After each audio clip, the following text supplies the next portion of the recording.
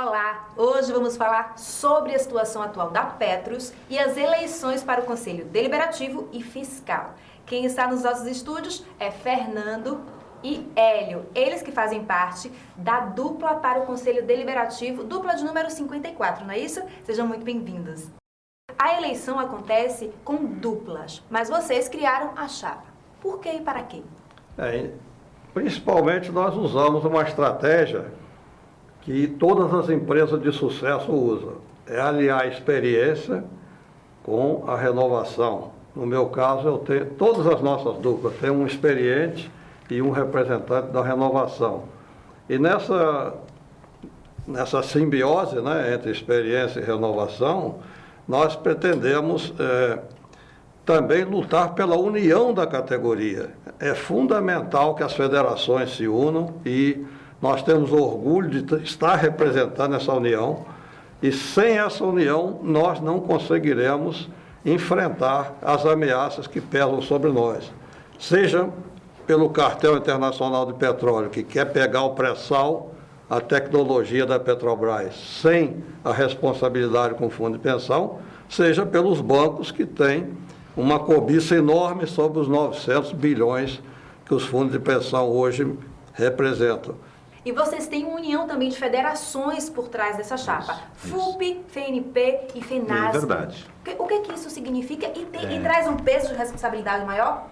Olha só, até há pouco tempo atrás, a gente tinha já 10 anos, 12 anos de desgaste entre as federações.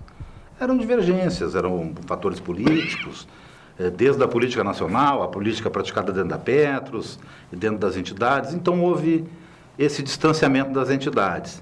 Com a criação do GT, que se uniu principalmente a FUP e a FNP, com grande apoio da FENASP, que congrega várias associações a nível nacional, a gente começou a parar estas. Então, quando a gente olha lá para dentro do GT, que já está há 18, 19 meses trabalhando, a gente vê que a gente passou por vários momentos críticos, de divergências, de quero isso, quero aquilo. No início, todo mundo pede o máximo que pode, né? E aí depois a gente começou a chegar a um consenso. A Petrobras foi muito colaborativa nisso, temos que reconhecer, a Petros também tem essa colaboração, mas a gente chegou num momento agora recente em que a gente percebeu que as entidades, principalmente as sindicais, FUP e FNP, estavam trabalhando juntas, em harmonia, tentando resolver o problema de todos que estavam ali, porque todos são participantes. Então foi com muita, até certa facilidade e alegria quando a gente conseguiu construir esta chapa que traz elementos das três entidades. Nós temos representação da FUP, da FNP e da FENASP.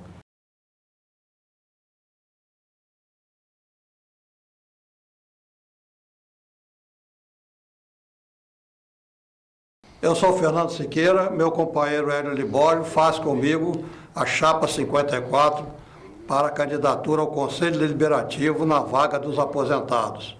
Do dia 2 a 16 de setembro haverá votação para os conselhos. Eu quero lembrar aos companheiros que nós temos três opções para votar: telefone, pelo site e pelo aplicativo. Como vocês podem ver, nós estamos trazendo nessa chapa a experiência de Fernando e a renovação do Hélio. Meu nome é Cláudio da Costa Oliveira e junto com o companheiro Agnelso Camilo, nós formamos a chapa número 42, que disputam a vaga no Conselho Fiscal da Petros. Chapa 42 contra o PED assassino.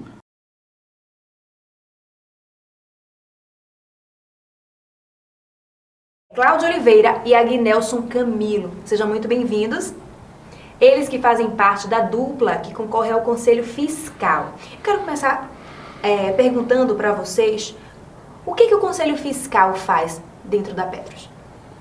O Conselho Fiscal, como já é dita a palavra, ele é o órgão fiscalizador. É o órgão que tem o controle de toda a situação de um fundo de pensão, de uma empresa que se utiliza de um conselho para administrar as contas, para ver se tem algum erro fiscal, qualquer tipo de atitude que venha aí que possa prejudicar um plano como é o plano Petros ou como é a Previ ou qualquer um outro plano. A dupla 42, ela pertence a uma chapa. Como foi essa decisão de unir duplas para concorrer juntos? O pensamento sempre foi de unir a experiência com a renovação, além de se fazer a unidade entre as federações. Então, esse conceito que foi criado para essa eleição agora, ele é fundamental, principalmente considerando a situação atual do país e que reflete em cima da Petrobras e, consequentemente, reflete em cima da Petros, vai refletir em cima da Petros. Hoje, eu, por exemplo, sou aposentado pelo Petros 2 e o companheiro Aguinelso aqui, ele é aposentado pelo plano Petro 1. Né? Mas o que eu vejo é que todos nós, seja Petros 1, Petros 2, seja pré-70, pós-70, todos nós estamos com o mesmo problema a ser enfrentado, porque todos estamos correndo risco, tendo em vista a intenção, que a intenção do governo é privatizar a Petrobras, né? E, nesse sentido, a empresa privatizada e da forma que a economia hoje mundial caminha em cima de interesse só financeiro e de mercado, o único interesse que eles têm é recebimento de dividendo, das empresas paguem dividendo para aquele investidor. Nesse sentido, eles não querem ter nenhuma despesa, nenhum tipo de despesa ou algum risco que venha prejudicar o resultado deles. Então, o interesse é pegar a Petros e entregar para os bancos, não é? E, naturalmente, todos aqueles direitos que nós tínhamos, que temos, não é? Nós vamos perder. Então, seja Petros 2, Petros 1, pré-70, pós-70, todos precisamos lutar para defender a Petros. Defender a Petrobras também significa defender a Petros. E fale um pouquinho sobre o PED, né? Vocês utilizam o slogan PED assassino. O que ele representa? Bom, ele é uma situação que a gente vem colocando, uma cobrança absurda sobre as contribuições normais, de dívidas que não foram proporcionadas pelos mantenedores, por todos os trabalhadores que são os responsáveis, os donos verdadeiros do fundo de pensão.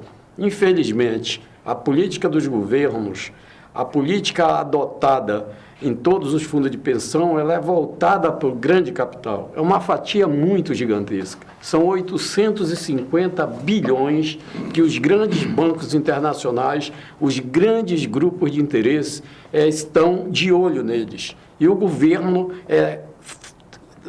faz determinado tipo de processo, de projeto, para abocanhar essa fatia. Esses descontos absurdos são 2,5 vezes para os companheiros da ativa e 3,5 vezes para os companheiros aposentados. É um absurdo. Por isso que a gente diz que é PED assassino, porque quando ele foi aplicado à política da empresa, os caras indicados pelos governos, eles fizeram aplicabilidade e o trabalhador passou a pagar valores que não dá a eles a mínima condição de sobrevivência.